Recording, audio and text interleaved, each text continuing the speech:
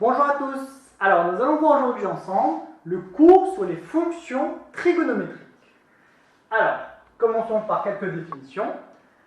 On appelle fonction cosinus la fonction définie sur R, notée cos, et qui a tout réel x, associe cos x. Donc on a f de x est égal à cosinus x. Et on appelle la fonction sinus la fonction définie sur R, notée sin, et qui a pour tout réel x, associe sin x. J'ai x, par exemple, la fonction sinus x. Alors, on a vu les valeurs remarquables qu'il faut connaître aussi bien pour le cosinus et sinus, et qui sont rassemblées dans le cercle trigonométrique suivant.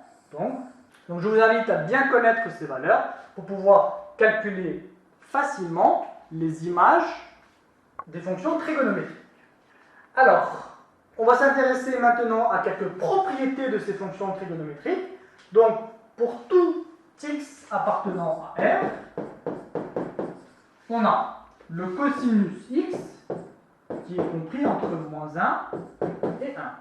Le sinus x, pareil, compris entre moins 1 et 1.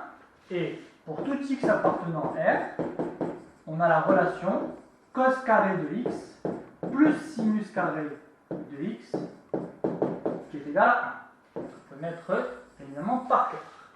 En termes de parité, la fonction cosinus est paire. Cela veut dire que pour tout x appartenant à R, on a moins x qui appartient bien évidemment à R, et on a cosinus de moins x qui va être égal à cosinus de x. Donc la courbe représentative de la fonction cos est symétrique par rapport à l'axe des ordonnées. Pour la fonction sinus, c'est une fonction qui est impaire, car pour tout x appartenant à R, on a moins x qui appartient à R, et sinus de moins x qui est égal à moins sinus x.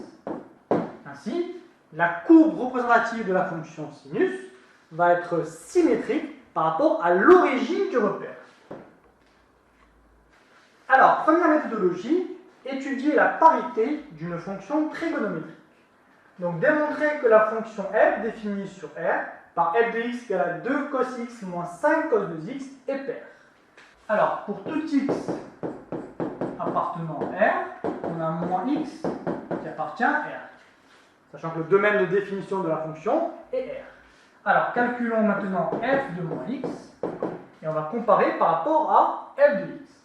Donc, f de moins x est égal à 2 fois le cosinus de moins x, moins 5 fois le cosinus de 2 fois moins x, c'est-à-dire moins 2x. Alors, cosinus de moins x est égal à cos x, donc c'est égal à 2 fois cos x, et cosinus de moins 2x, ça c'est bien évidemment égal à cosinus de 2x. Donc, moins 5 fois cosinus de 2x. Ainsi, 2 cos x moins 5 cos 2x, ça c'est exactement f de x. On a ainsi f de moins x qui est égal à f de x.